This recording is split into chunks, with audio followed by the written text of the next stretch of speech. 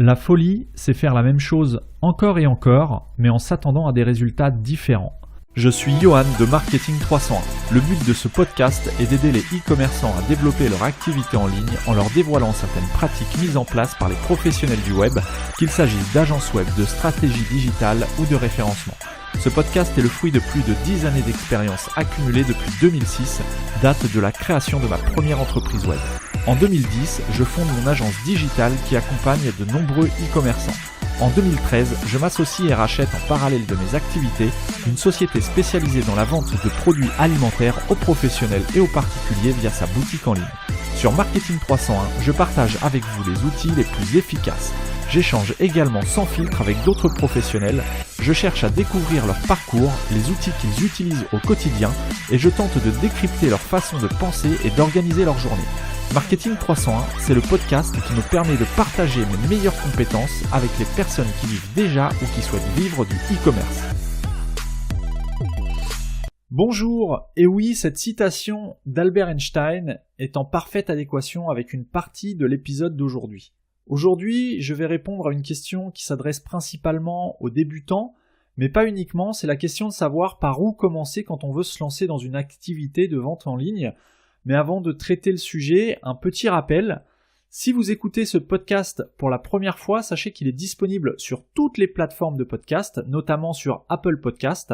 Et donc, je vous invite à vous y abonner afin de recevoir tous les épisodes sur votre téléphone dès qu'ils sont disponibles. Le fait de vous abonner vous permet de recevoir automatiquement chaque mardi matin tous les épisodes directement dans votre liste de lecture sans avoir à aller chercher le dernier épisode sur iTunes ou autre. C'est vraiment très pratique pour tout le monde et ça vous fait gagner un temps fou. Ce petit rappel étant fait, passons maintenant à la question du jour. Par où commencer quand on veut se lancer en e-commerce ? À force de naviguer sur les forums de discussion, d'échanger avec des clients ou simplement des personnes qui ont un projet e-commerce, je me suis rendu compte que c'est une question à laquelle on ne répond, à mon avis, pas assez souvent.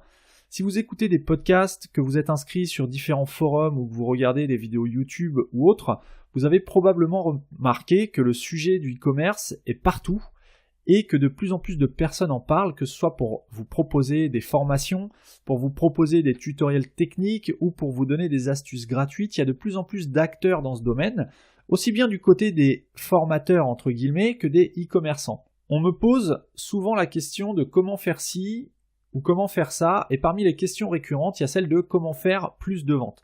Malheureusement, j'ai pas de réponse exacte à cette question, mais c'est vraiment un ensemble d'actions que vous mettrez en place qui permettront à terme, à plus ou moins court terme, d'augmenter vos ventes. Très souvent, je me rends compte que les personnes qui me posent ce genre de questions sont en fait au tout début de leur projet et n'ont pas véritablement d'expérience dans le domaine du e-commerce. Donc si c'est votre cas, que vous souhaitez vous lancer mais que vous ne savez plus quoi faire par rapport à la multitude de conseils ou pseudo-conseils que vous pouvez trouver un peu partout sur internet, je vais tenter de vous éclairer de la façon la plus objective qui soit. Et si en revanche vous êtes déjà e-commerçant et que la seule question de savoir comment se lancer n'est plus d'activité pour vous, cet épisode va probablement vous permettre de répondre à d'autres questions au sujet de votre activité actuelle. Donc, restez bien attentifs. Avant toute chose, quand on veut lancer un projet, qu'il s'agisse de e-commerce ou non, il faut un minimum étudier votre marché. Étudier votre marché, c'est simplement répondre à une question de base qui est de savoir s'il y a suffisamment de personnes potentielles intéressées pour acheter le ou les produits que vous souhaitez vendre. Alors, il ne s'agit pas de rentrer dans une démarche complexe d'étude de marché, mais simplement de sonder un peu le terrain de façon à savoir un minimum où vous mettez les pieds.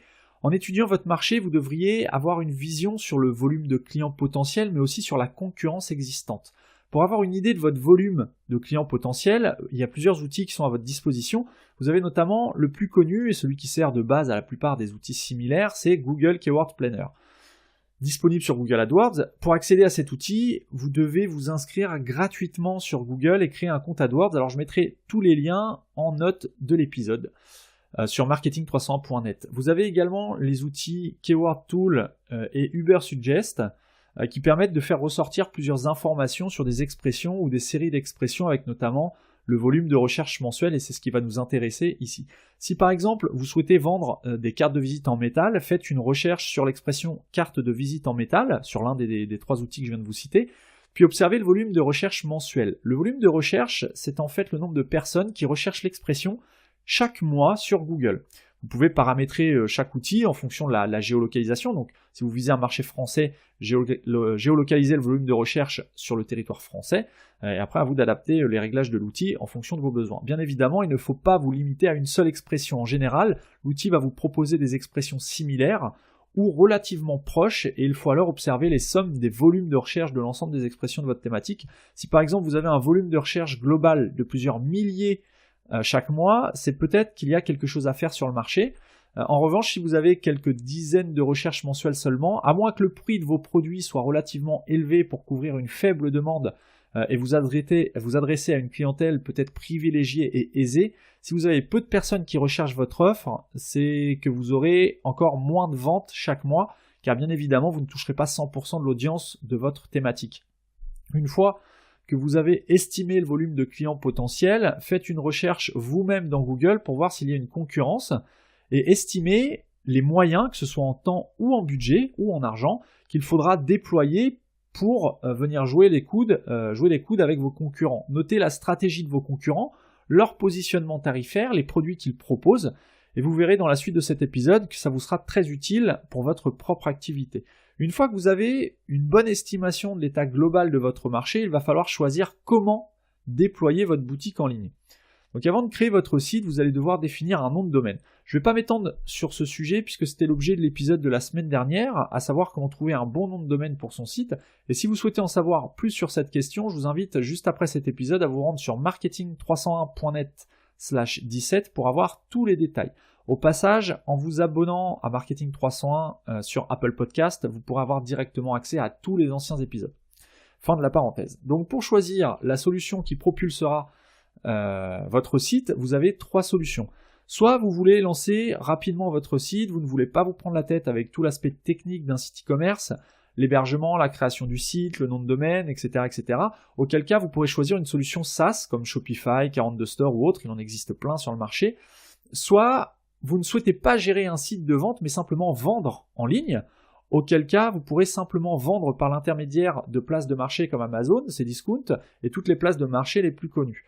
Et enfin, soit vous souhaitez construire un business solide, donc vous souhaitez être propriétaire et maîtriser les tenants et les aboutissants de votre activité, auquel cas vous pourrez choisir de construire votre projet à partir d'une solution open source, comme PrestaShop, Magento, WooCommerce ou autre. Sans rentrer dans le détail de chacune des 3 solutions, retenez que si vous choisissez de vous lancer avec une solution SaaS, ce sera plus simple, moins coûteux au départ, vous n'aurez pas l'aspect technique à gérer, par contre, vous ne serez pas réellement propriétaire de votre business, mais simplement locataire d'une plateforme qui permet à votre site de fonctionner, et vous n'aurez probablement pas la possibilité de mettre en place certaines personnalisations, que ce soit des personnalisations techniques ou graphiques en lien avec le type de produit que vous commercialiserez. Notez que sur ce type de solution, vous ne pourrez pas faire appel aux prestataires de votre choix, en tout cas pour des interventions techniques si vous en avez besoin. Vous ne pourrez pas intervenir sur le code source de votre site dans la mesure où le code source ne sera pas accessible. Et pour que votre site continue de fonctionner, il faudra que vous soyez abonné au système en question et donc vous devrez payer un abonnement récurrent, que ce soit mensuel, trimestriel ou annuel, en fonction du service et du niveau que vous aurez choisi.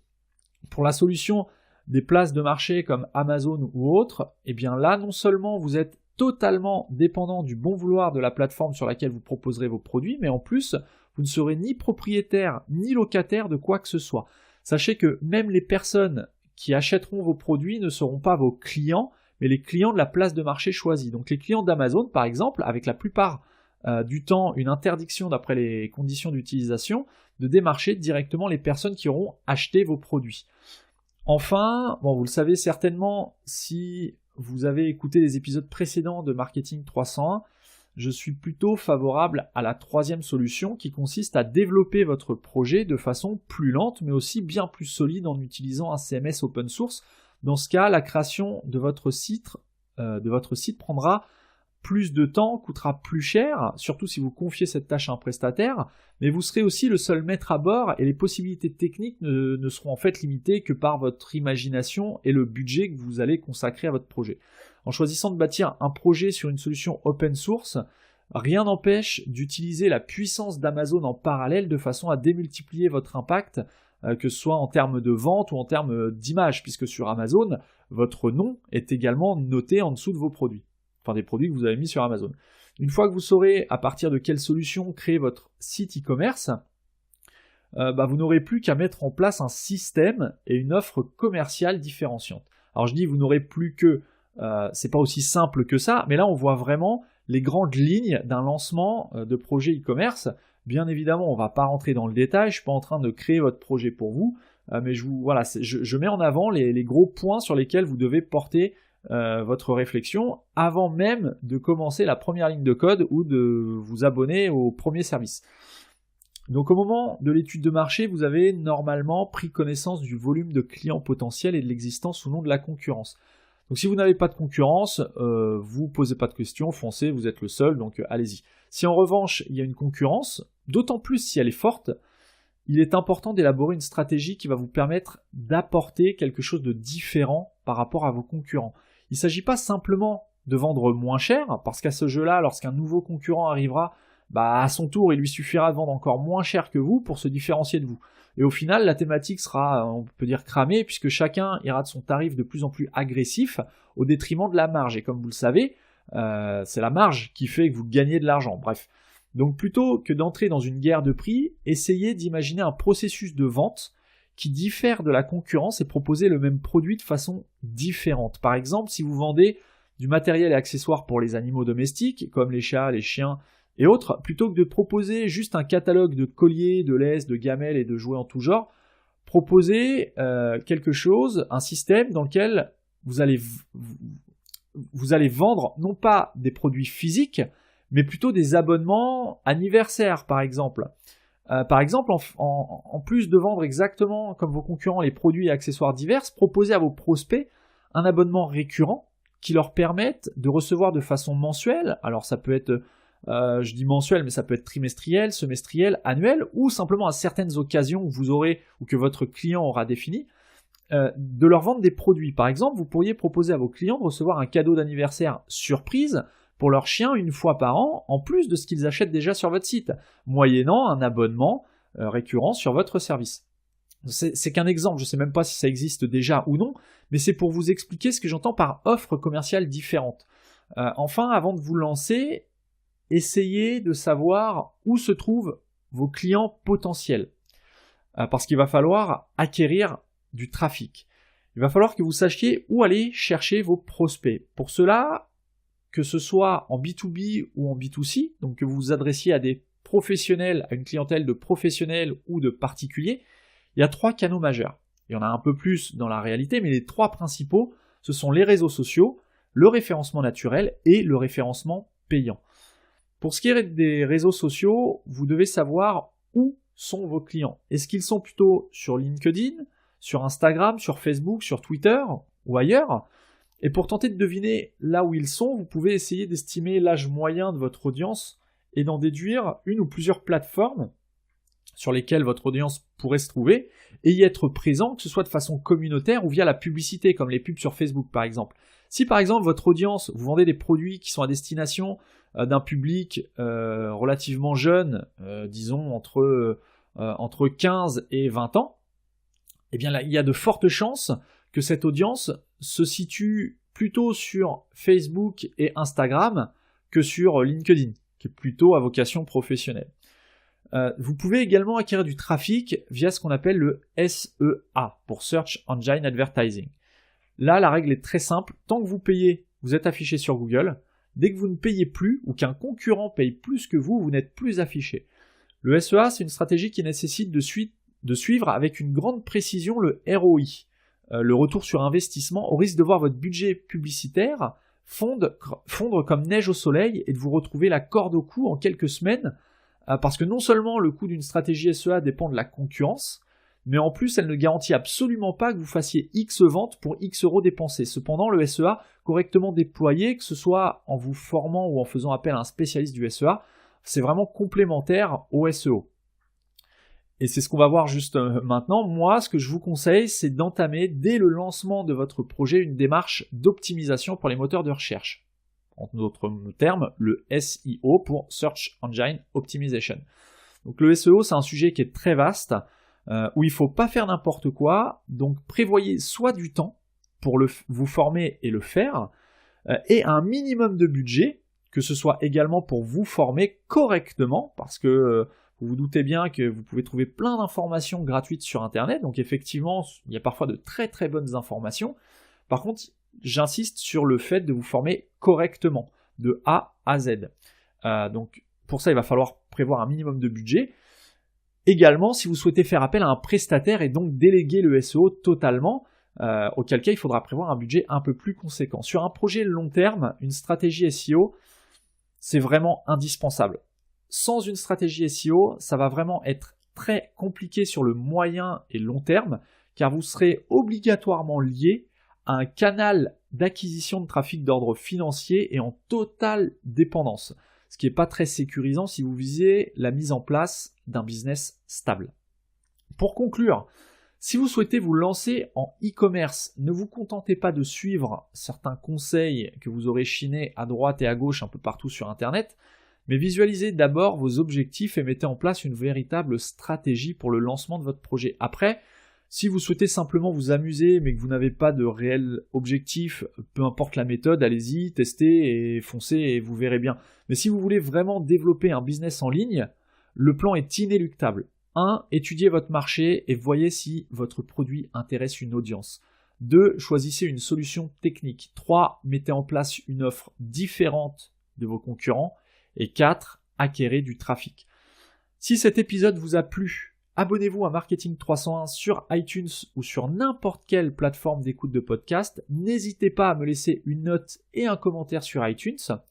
Et si vous êtes un utilisateur de PrestaShop, j'en profite pour vous offrir une ressource gratuite que j'ai mis plusieurs semaines à préparer. Il s'agit d'un guide totalement gratuit que j'ai appelé 6 fonctions cachées du back-office de PrestaShop, dans lequel je vous explique comment outrepasser certaines limites statistiques offertes par PrestaShop. Notamment, vous verrez comment sortir un listing complet de vos clients qui n'ont passé par exemple qu'une seule commande sur votre site depuis leur inscription, ce qui peut par exemple vous servir pour mettre en place une campagne de relance client extrêmement ciblée.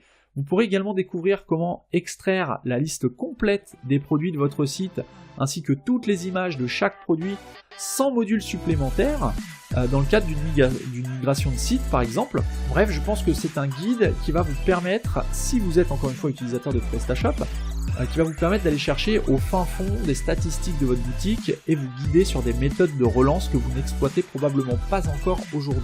Pour télécharger ce guide, rendez-vous sur marketing301.net/PrestaShop. Sur ce, je vous souhaite comme d'habitude une excellente semaine et je vous donne rendez-vous la semaine prochaine pour un nouvel épisode de Marketing 301.